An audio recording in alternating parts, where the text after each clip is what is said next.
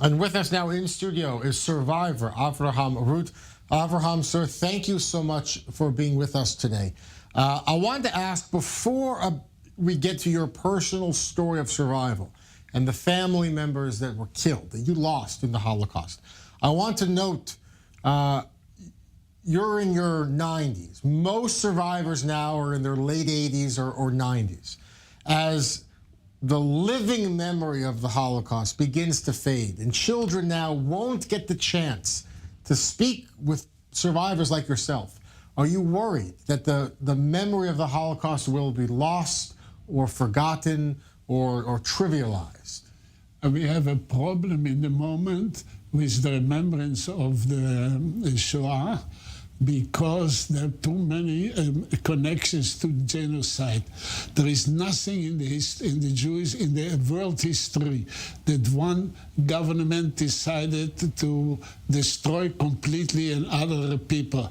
And so if the Germans decided to destroy the Jewish people, but not only the people, also their cultural life, there is no anything which is similar to this side. And I believe that the world will remember this always, certainly the Jewish state, but also in the world itself. Are you, the fact that now everything gets compared to Nazism and Nazi Germany and the Holocaust, even for people who know nothing about it, do you think that's a tragedy? Is it terrible that people talk about it so casually?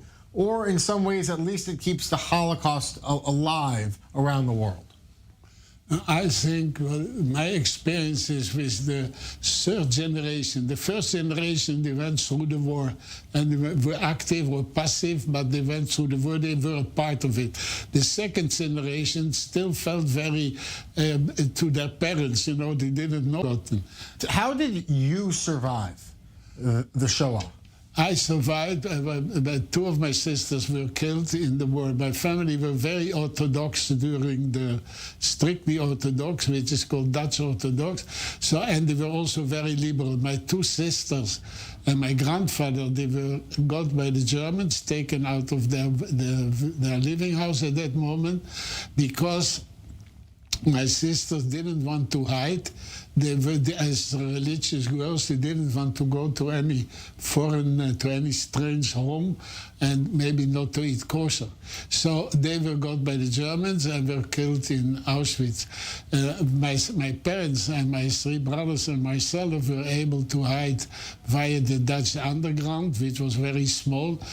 Actually, it were only a few Christians, which now are the Christians for Israel, and a few students who took care or tried to hidden Jews. But at any moment, we should not forget that about 21,000 Jews tried to go into hiding and were hidden in the first stage, but 11,000 of them were caught by the Germans. They were the people who hid them. Either they didn't pay them enough and they put them on the streets, or children, they were afraid to get caught. So that 11,000, more than half of the Dutch Jews who were hidden were caught by the Germans and murdered. Avraham, you talked about your sisters who were killed.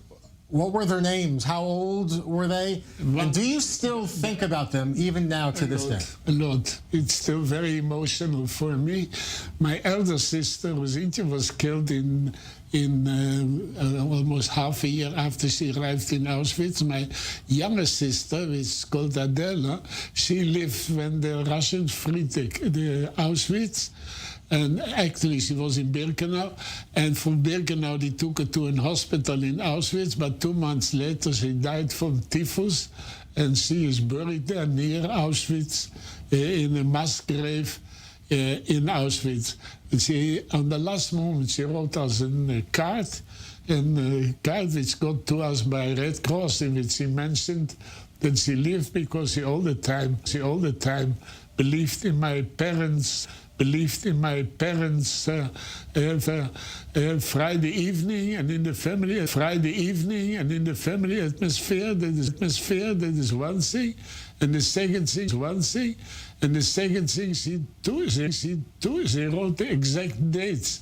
We wrote the exact dates where my grandfather was gassed, and my father was gassed, and my uncle and her elder sister died, and her elder sister died. Both of us, and she wrote these dates, and she asked us to say always Kaddish on these dates.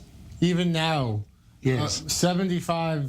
more than 75 years later, it still brings you much emotion, yes, because, you know, it's something which should not have been happening. If you live in a democratic country, in a free country, in a Dutch country, and suddenly you are free and everything, and suddenly your sisters are taken away and murdered in the way they were murdered, it's something you will never forget. Do you feel it is your duty to share your sister's stories and to share your testimony about the Holocaust?